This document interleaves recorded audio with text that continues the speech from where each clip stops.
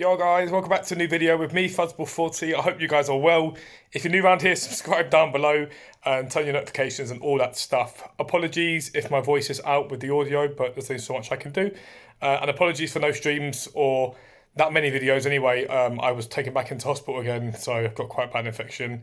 So I've been in hospital for a few days, so apologies for lack of content, but I thought I'd try and get something littered up for you guys, just for something to look for tonight with the drop of Ligue and Tots basically. So we've had La Liga Tots, and I've been keeping an eye on the Tots, prices and the sort of trades around that. And there's been a lot of things that you can invest in at the moment. But one of the best short-term holds right now is going to be the cards that are out of packs. Now, I'm not talking about the high-end cards. I'm talking about the low-end cards. Now, I can't show you that, obviously, because I'm in hospital.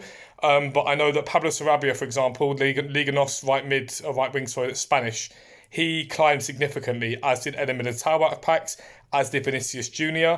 So I would be interested in these cards. Now, a lot of them have risen as people buy into them already. People have already bought into them, so they've gone up. But you'll find that a lot of Discords and a lot of Patreons would have told that they're sort of Discord people to do that. And a lot of these people are going to panic tonight when they don't shoot up. A lot of people expect prices to just bang straight away, and it doesn't work like that. So you should see a drop in most of these cards. The sort of cards you want to be interested in are in those non-rares that sort of have major nations to them, especially if it's a non-rare that's got major nation from a different league. So Sarabia, for example, was a Spanish player from the Ligue NOS. He did really well because he linked across to the Spanish league very well. So I'd be looking at those sort of cards. Saliba is one that I think could do quite well. 75 rated French centre-back. There are other options, but he's one of few of them, if that makes sense. Renato Sanchez could do quite well out of packs if he gets one. There's talks that he's got one, but I haven't looked to check the game yet. Guendouzi, for example. But just keep an eye out. See what the team's been leaked as. See what drops tonight, because sometimes they throw curveballs. And it's a really, really, really good, easy way to make coins. It'll be one of those situations where ideally you buy tonight when the prices drop on them and just hold. Now, a lot of the cards have taken a few days to rise. So Vinicius Jr., Militao, they've taken a couple of days to spike, and they've got up as high as sort of 8-9k with a daily SBC. So it's something to be mindful of there.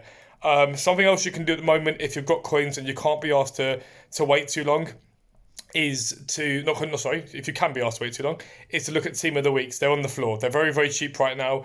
Any major sort of league, 80 to 83 rated Team of the Week, that's in and around 10, 11, 12k you can't really go wrong with, but there's no guarantee as to how fast those players will rise in value. You have to bear that in mind. It's vitally important you bear that in mind because there's no guarantee that they rise that quickly. But if you're like me and you've not got much time to play on the game right now, it can be a really easy, really good investment. And then tonight, look to the cards themselves. Every single week there has been a winner of a card that's good to hold for a day or two, okay? Not even a day or two, an hour or two.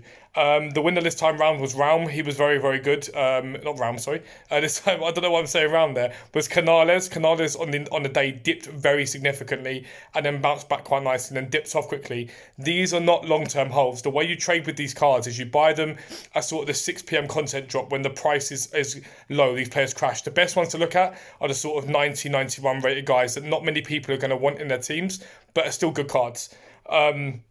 You want to see what they drop to. Anyone that's streaming will be able to show you that. There's loads of people that will be doing that. See what they drop to and compare the price of them with cards that are similar. It's important you do that. So if it's a left back, for example, in Nuno Mendes, compare him to the price of his other card that he's got. Obviously, that's got 5-star skills, but don't worry about that too much.